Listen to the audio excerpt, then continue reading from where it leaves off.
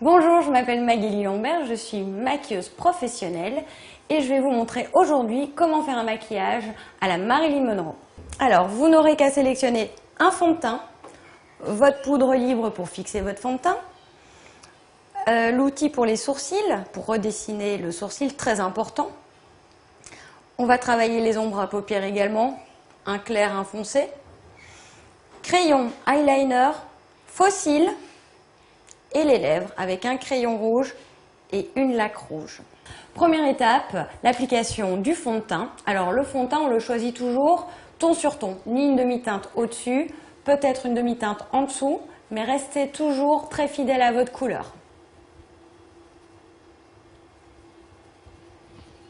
Seconde étape, je viens fixer le fond de teint avec une poudre libre.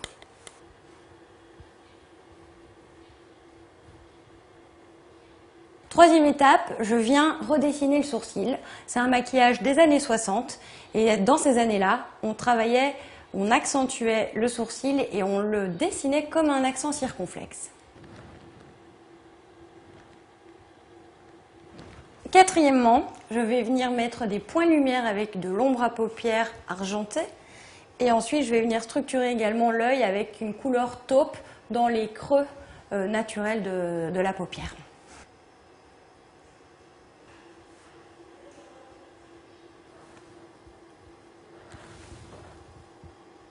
Cinquième étape, je vais vous montrer comment on trace son eyeliner et comment on peut aussi également utiliser un col blanc pour agrandir l'œil.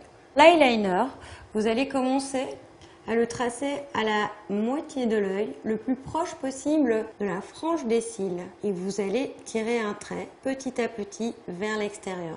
Vous allez continuer le trait vers l'intérieur jusqu'au coin interne. Petite astuce de pro.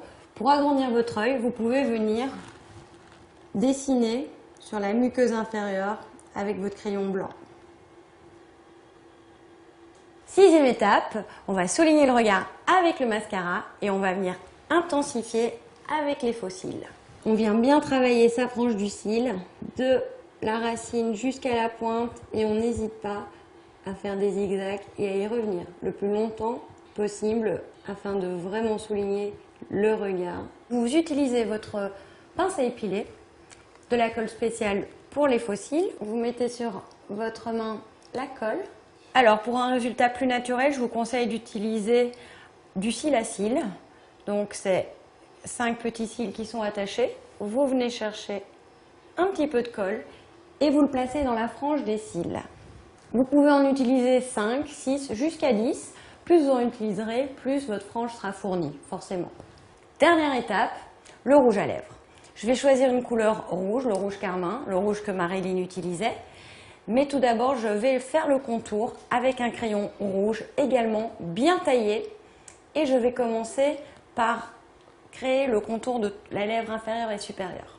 Je vais commencer par le cœur.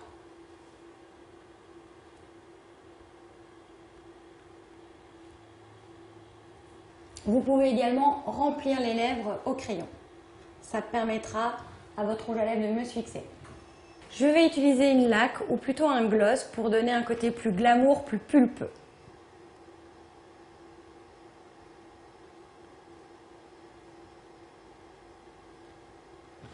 Alors, dernier petit conseil quand on se maquille les lèvres avec un rouge à lèvres rouge, toujours, après l'application, passer avec sa langue sur ses dents parce qu'en général, le rouge carmin marque. Voilà, maintenant vous savez comment vous faire un maquillage à la Marilyn Monroe.